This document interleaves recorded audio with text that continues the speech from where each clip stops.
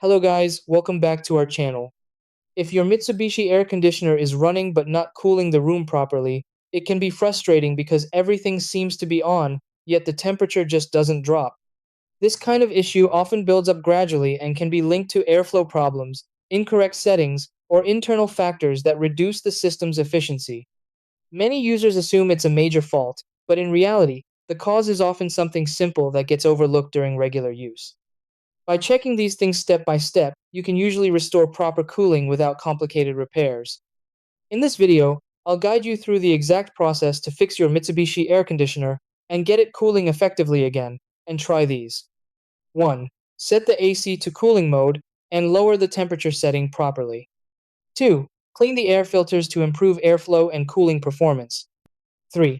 Check that the indoor and outdoor units are not blocked or dirty. 4. Close doors and windows to prevent warm air from entering the room. 5. Turn off the AC for a few minutes and restart it to reset the system. 6. Ensure the thermostat or remote sensor is placed correctly for accurate temperature control.